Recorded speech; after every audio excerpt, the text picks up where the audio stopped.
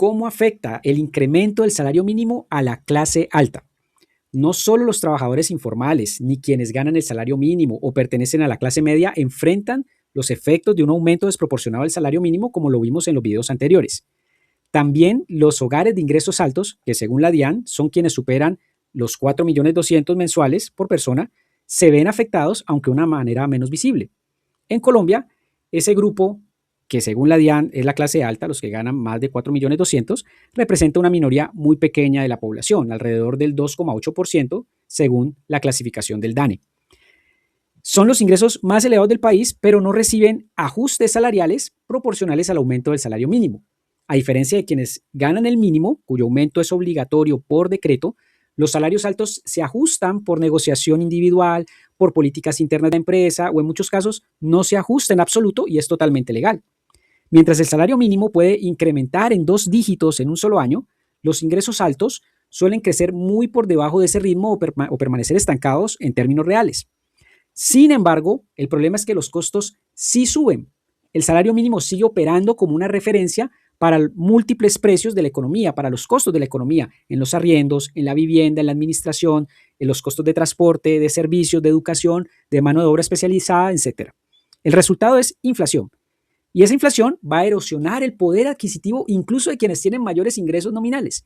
Y esto afecta no solo a este tipo de asalariados, sino también a los independientes o empresarios de este segmento que ven incrementados sus costos de producción y el aumento de los salarios de su mano de obra, por lo que tienden a no contratar a nuevas personas, a despedir a los que ya tienen o a poner más carga a los trabajadores que quedan, aumentando el desempleo o los costos finales de los bienes y servicios. Además, este segmento concentra la mayor carga tributaria del país.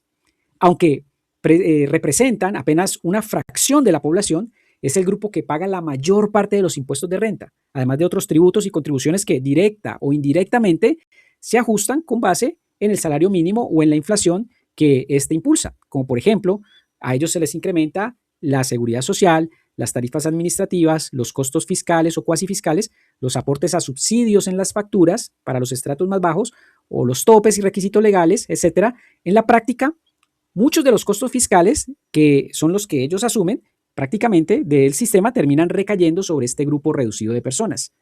A esto se suma un efecto menos discutido, la compresión salarial. Cuando el salario mínimo sube rápidamente, las empresas tienden a aplanar las escalas salariales superiores para sostener los costos, limitando aumentos para profesionales, técnicos o cargos altos. Esto reduce los incentivos, frena la movilidad salarial y deteriora la relación entre experiencia, productividad y remuneración. Conclusión.